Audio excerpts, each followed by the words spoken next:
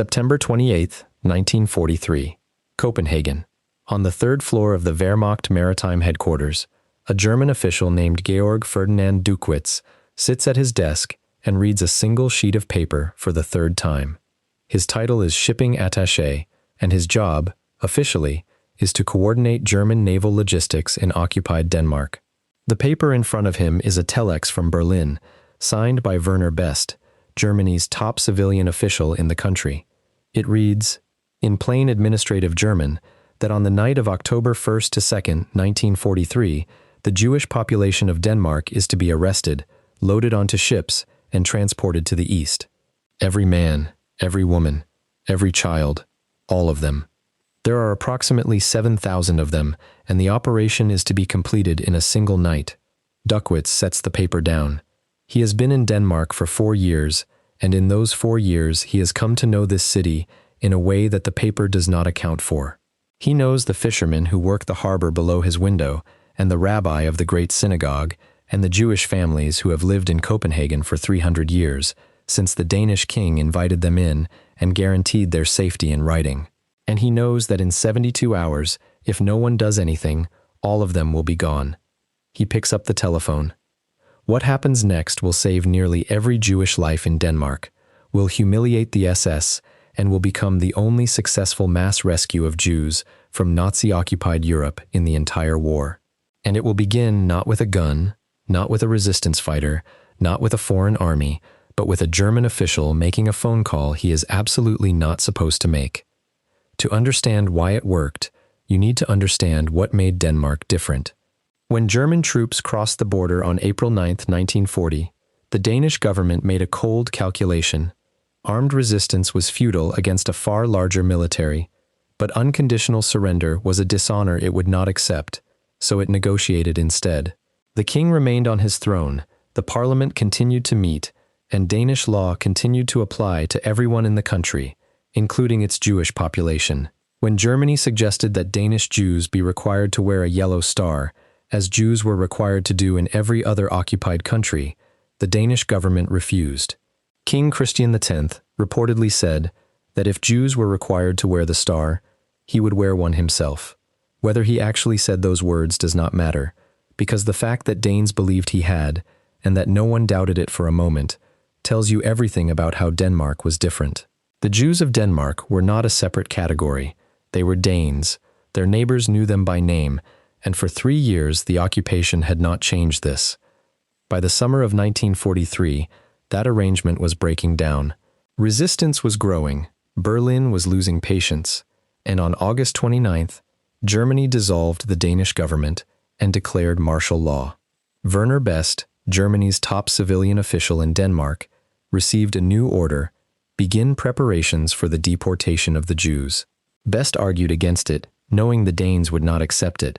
Berlin overruled him, but the evidence suggests that Best, having failed through official channels, may have allowed the order to leak, and the most likely person to pass that warning along was Georg Duckwitz. Duckwitz was not a simple hero. He had been a committed member of the Nazi Party since 1932, a man who had genuinely believed in the movement and had built his career inside it. But somewhere in 4 years of living in Denmark, something had changed in him, and when the deportation order arrived, he found that he could not do nothing. He had already flown to Berlin to argue against it and been ignored. He had traveled to Stockholm to sound out whether Sweden might intervene, and found the process too slow. Now it was September 28th. The operation was 4 days away, and Duckwitz made a different kind of decision. He picked up the telephone and called Hans Hedtoft, chairman of the Danish Social Democrats and one of the most prominent politicians in the country. Not a resistance fighter, but a mainstream figure who had spent 3 years managing the delicate mathematics of cooperation and survival under occupation. He told him the date, the method, the number. 7,000 people in a single night, with ships already in the harbor. Then he hung up. Hedtoft walked directly to the head of the Jewish community in Copenhagen and told him what he had been told. The man initially did not believe it, not because he doubted Hedtoft, but because he could not fully absorb what the words meant in practical terms.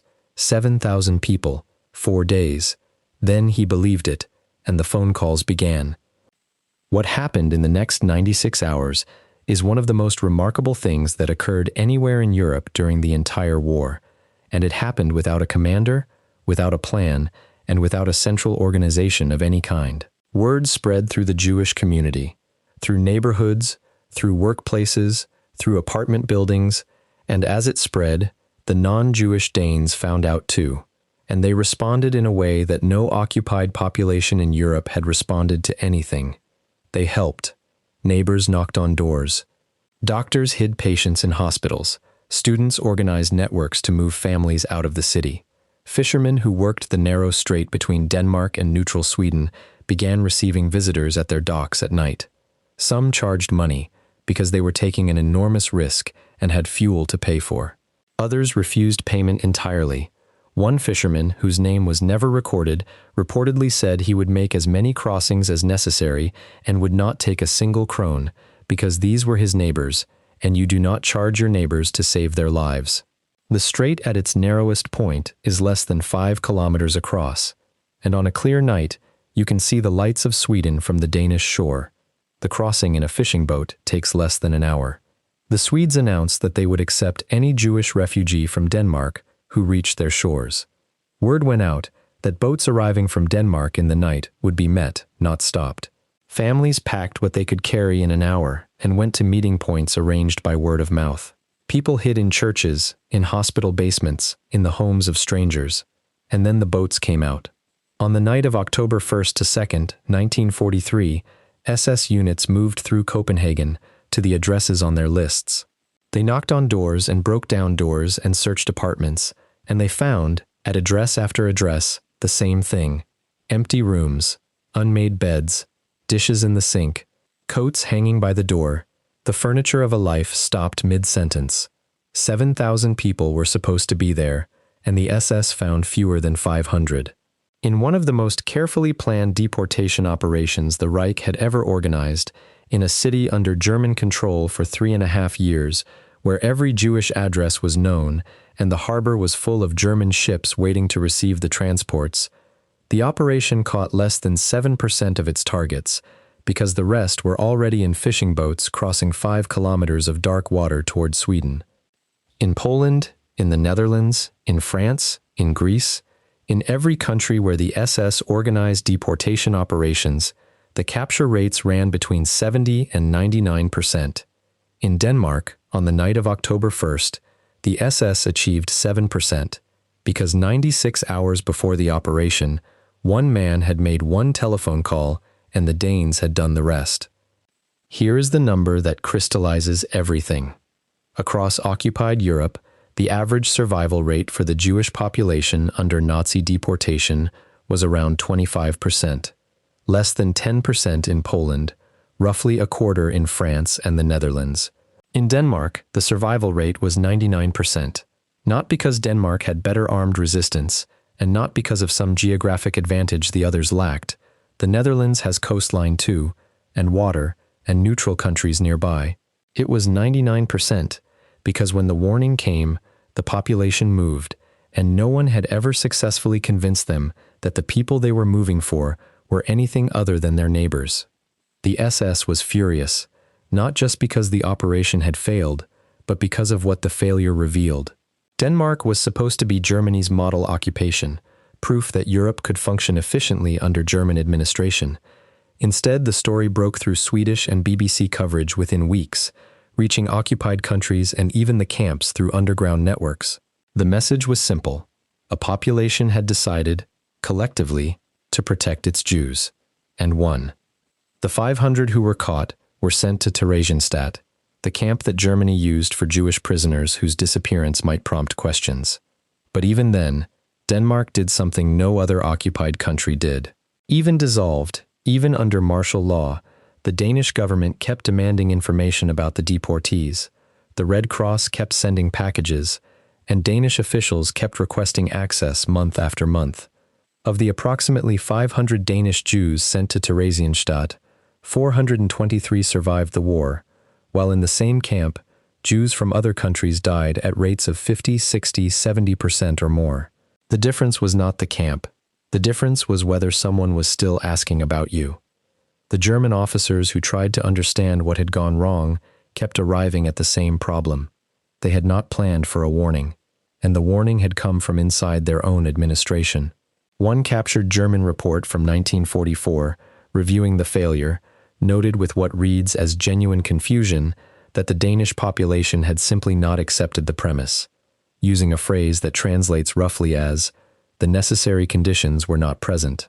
Those conditions were the mental categories, the separation of Jew from neighbor, that had made deportation possible everywhere else. In Denmark, they never took hold.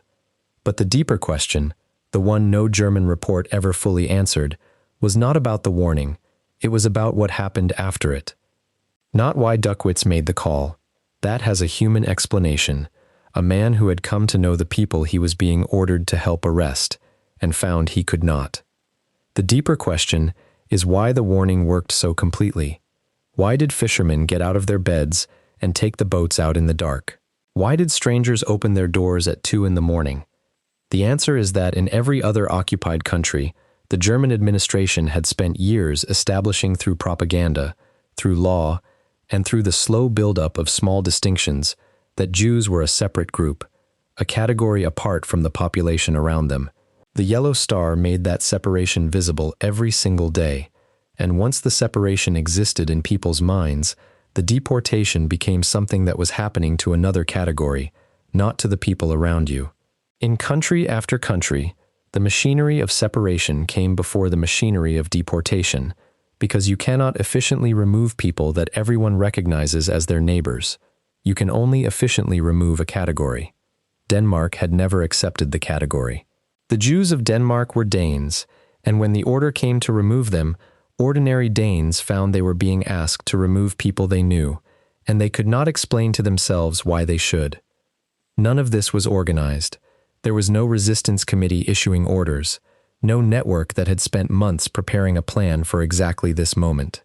What activated in Denmark in those 96 hours was something much harder to build and much harder to destroy. The ordinary social fabric of a functioning society. Neighbors who knew each other, doctors who considered their patients their responsibility, fishermen who had boats and knew the water. Nobody had to construct a rescue network. It was already there, and when the order came, it simply did what it always did. The fishermen did not cross the Øresund because they were resistance heroes. They crossed it because someone they knew needed to cross it, and they had a boat. Georg Duckwitz survived the war, and in 1955 was appointed West Germany's ambassador to Denmark, the country he had helped to warn 12 years earlier. He served there until 1958, rose to a senior position in the German Foreign Office, and died in Hamburg in 1973, at the age of 69. He did not write a memoir.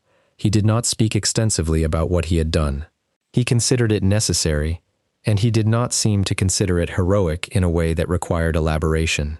In 1971, Yad Vashem, the Israeli Holocaust Memorial Authority, recognized Georg Ferdinand Duckwitz as righteous among the nations, the honor given to non-Jews who risked their lives to save Jewish lives during the Holocaust. He was German, a former Nazi Party member, an official of the regime that had ordered the deportation, and none of that disqualified him.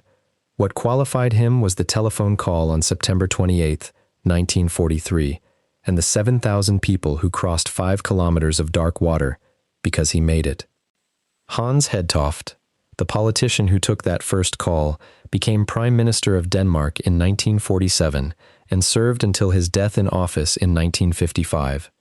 The head of the Jewish community, who had at first struggled to believe the warning, led the evacuation himself, crossed to Sweden, returned after liberation, and lived until 1966, long enough to see almost his entire community survive. The fishermen, the doctors, the students, the strangers who opened their doors in the October dark, most of them never became famous.